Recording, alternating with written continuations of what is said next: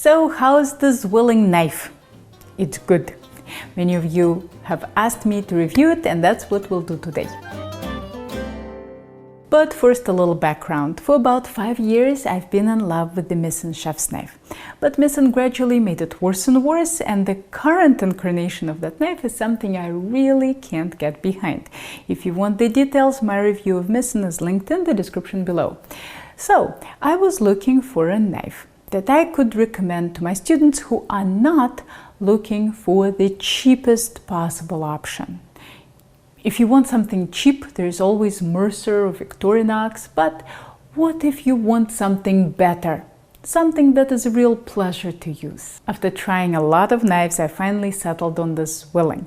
It's not cheap, it sells for about $150. In case you're wondering, I bought it with my own money. This is not a sponsored video.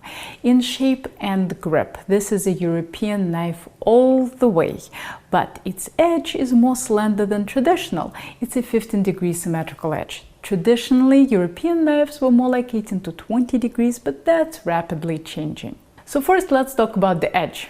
Unlike the shape and the grip, which are very individual and subjective, the edge is the more objective part of this review. This knife is delightfully sharp. When it comes to sharpness, we all want the same thing, right? We want everything to feel like butter. In theory, the skinnier the angle of the edge, the softer the food feels. But just like everything else in life, it comes with a trade-off. You make the edge too skinny for your metal and it won't hold. That's the terrible fate of a very similar ZWILLING knife called the Rocking Santoku. That's a different knife, not the one I have. ZWILLING put an 11-degree edge on it. You'd think 11 degrees would feel sharper than 15, but it doesn't. It feels duller because it doesn't hold.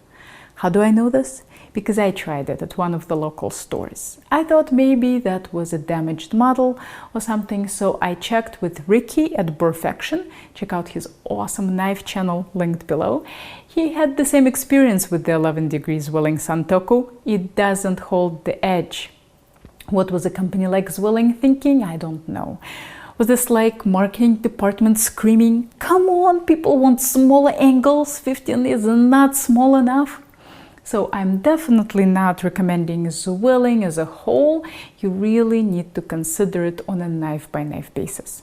So back to my knife now. Its edge is 15 degrees and it holds great. I do hone every day. If you want to get overly technical, my honing is a little like feather light sharpening because I use a ceramic and not a metal rod. But after 6 months of use, I'm yet to need a real sharpening, like on a stone, which is good because this knife is not the easiest to deal with on a stone because of its curvature. Sharpening on a stone is easier if the edge doesn't curve too much. I don't know if this is a big deal for most people. Find a good knife sharpener in your area and take your knife to them once a year, or buy a Chef's Choice electric machine that does 15-degree knives. If you really want to do stone, buy a $15 Mercer and practice on that before doing your expensive ZWILLING. So my verdict about the edge is that it's great. Now let's move into that subjective territory of the knife's shape and grip. I find that most people either love Japanese-style knives or European-style knives. If you are a Japanese knife person, you might not like this one. It's chunky and heavy. That being said, it feels very well balanced to me. When I first got it, I made myself use it exclusively for 2 weeks. After that, I could use any knife I wanted, but I kept reaching for this one. So for the past 6 months, that's all I've used because it's the most comfortable knife for me. What surprised me was that my 13-year-old daughter with her tiny little hands also kept reaching for it. Her initial reaction was, "Ooh, heavy." I actually asked her why she keeps using this knife, and she told me because it's comfy. What makes it so comfy is that the top of the handle overlaps with the back of the blade and all the transitions are smooth and polished. So there's nothing digging into your hand when you do pinch grip. When I do a pinch grip on Japanese style knives, it feels like I'm holding a skinny little razor in my hand because the handle stops abruptly. When I hold this knife, it fills my fist and I have something to really grip.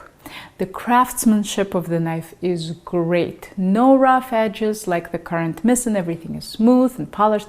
The metal doesn't discolor with use. It's all good. One thing to note is that the sharp slant of the handle makes it impossible to fit this knife completely into a butcher block. Some of the blade sticks out, just a little. It's not a problem for me at all, but I thought I should let you know. Is this knife worth $150?